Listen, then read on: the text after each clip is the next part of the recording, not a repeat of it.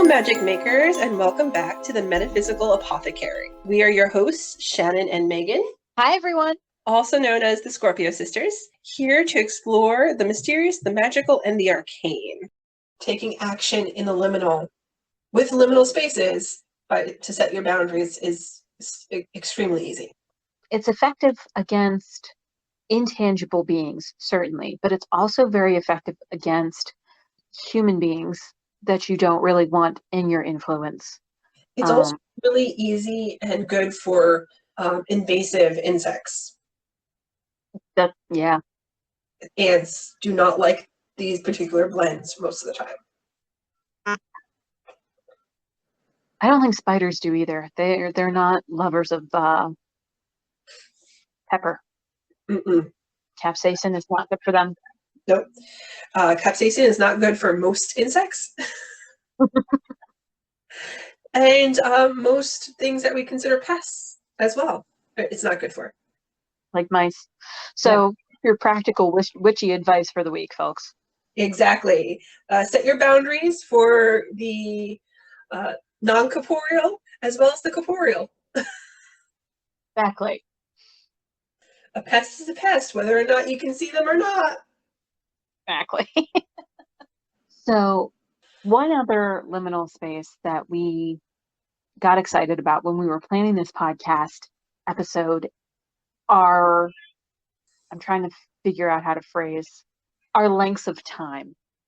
So in particular, seasons of the year was what we were talking about. And for me, August is always a huge liminal space because it's the area where summer is starting to wane. It's still holding on, but it's starting to wane, and you can just feel the first breezes of autumn starting to sort of sweep in and sweep out all of the heat and all of the humidity, and that nice beautiful coolness that I enjoy is starting to roll in, and I start to feel alive and wake up again after the heat of the summer. So entire months or entire zodiac seasons can also be liminal, and you can use those to your advantage in terms of your workings by dedicating yourself to do a particular thing during those times, whether it's to do a specific kind of working that is a certain amount of time long, like 28 days or 30 days long, whether it's, you do a divination every day, you want to start a habit, or whether you are working with the moon phases of that period of time, like you could work with the moon phases of the month and use that as a summoning or a banishing, as is often the case with moon energy. And I do want to mention that it's the fact that August is a liminal month for you is very fitting, considering Hecate. Yes. August is considered to be one of the times to honor Hecate according to the ancient Greek and Roman timelines. Uh-huh. My liminal time is September and March. I also December and June, but the one that I prefer is September. I don't start seeing or feeling the coolness of autumn coming until somewhere in September, and especially recently with hurricane season happening well into October, if not to the end of October, which is usually a summer storm. Dog days of summer can go from August into September. So September becomes my liminal period of time because that's when school starts. So you're going from one grade to the next transition. That's in my area. I do know that in other areas of the world, as well as the United States, school starts at other days and other months. So this is just purely my perspective and my experience. Uh-huh. But for my area of the United States and the world, September is the beginning of school. So you're transitioning from one grade to the next. You're transitioning from being in school or not being in school, as for not being in school to being in school in general. There's the fact that Maven, the equinox, will be happening in September as well, which is, as I mentioned before, very big for me. with Persephone being on my pantheon. Mm-hmm. It's the time where apple seasons, like that's where I want to go apple picking as well as pumpkin picking. Yes. As much as I possibly can. So I'm enjoying the benefits of what was happening in the summer before it gets too cold to be outside. You know, not that, too cold is usually snowstorms, but Too cold is usually somewhere in the negative. yeah, it's normally there's a long period of time. This is when it starts. I don't mind being out in September. I still have a problem being outside in August. So my liminal month is definitely my preferred liminal month is September, and it honors my deity Persephone, whereas August honors your deity Hecate. Exactly. Quite So awesome. you might be able to find those liminal energies that correspond to an emanation or a deity that you work with on the regular to help you feel closer to them and uh, more aligned with their energy and more aligned with the messages that they have for you and the things that they want you to accomplish for yourself. Mm-hmm. Basically, a liminal space is anywhere that vibrates with the richness of possibility. Yeah.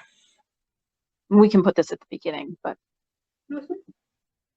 places like empty coffee shops, empty bookstores, university libraries, places where people are normally supposed to be there and be busy, but if you are in them alone, they transform and become something else entirely. A home that has been, or a hotel that has been recently vacated but hasn't been resold or knocked down yet, can be a really interesting space because nobody lives there. Nobody has ownership of that space, but you're still there. It feels so scandalous without necessarily feeling invasive. Or when you are out exploring the wilderness and you stumble across a now abandoned hotel or home, or even a ghost town. Mm-hmm. And he's like, well, this is where people used to live and no longer do. They used to come and visit here and they no longer do. And it's a little space between what was human man-made and what nature is taking up and recreating. Yeah, like a little pocket outside of time. Mm-hmm. Those places are normally very haunted as well. Yes. I also really like dead malls for that reason. When I worked at a shopping mall in my late teens, I was usually very nervous, but I also got kind of a rush out of closing because I was never there by myself. That was one of the rules to keep us all safe because we were all young women. But we would close down and we would be one of the last stores to close down, lock the gate and walk out there, and there's nobody there. It's just the emergency lights on, and it was the coolest feeling. I don't know if you ever got to feel that at the library. Oh, at the library, my favorite time was closing, not because of the fact that you get to go home soon is not a bad thing. No matter how much you love your job, going home is always great. Yep. But I particularly liked closing because it was this place, it's a public library that you had filled to the brim with children and families and people on the computers, and there's just a lot of hustle and bustle. Even though it's quiet hustle and bustle, it's still a lot of hustle and bustle.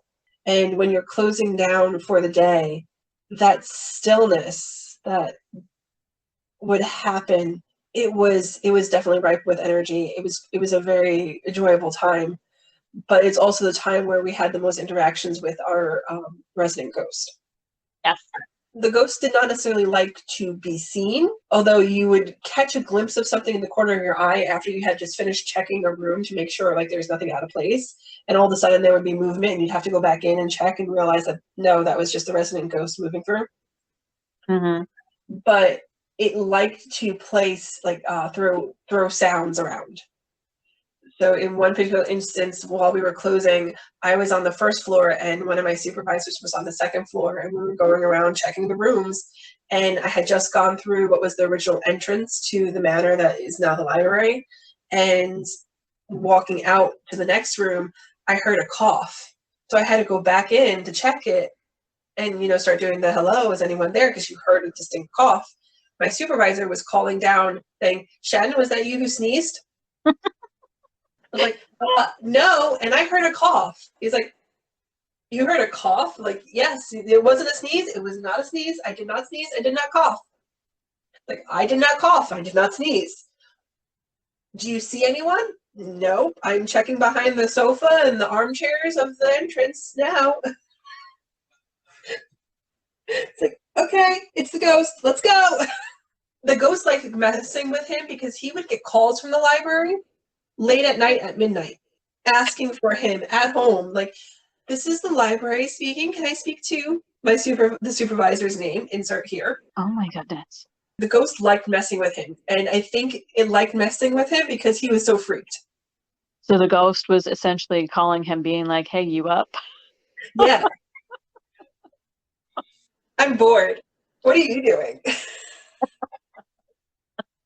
I said, I've only ever heard and saw the passing. It never bothered me. I was never one to be bothered by that. And it knew, because there were times where there was only 2 or 3 people in the library.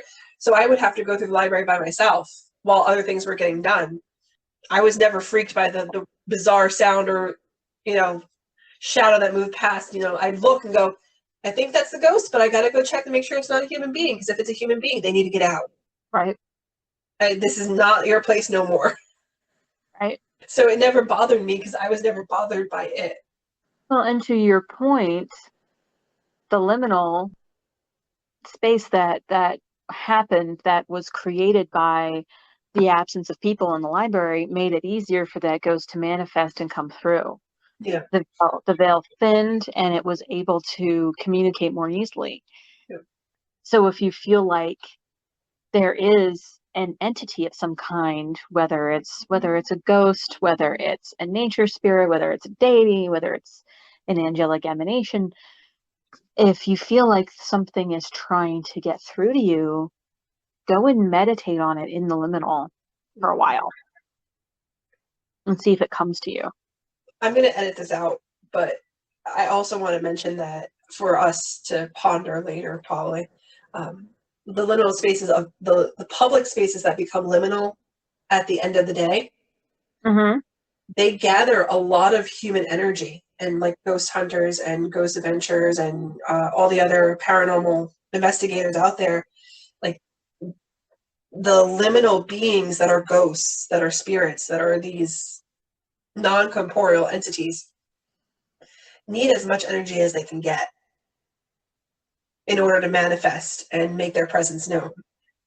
Yeah. So the mall at the end of the day, the library at the end of the day, after all that human energy was put into the hustle and bustle of working and finding what you're looking for, and even if it's just to enjoy a book, whatever it is, your presence is emanating energy in a place that will become liminal at the end of the day. So it's kind of being stored in the thresholds of the rooms, of the corridors. All of these other liminal spaces are getting charged with human energy and movement and intention, motivation, whatever it is, that these liminal beings can then tap into at the end. Yeah, firmly agree with that.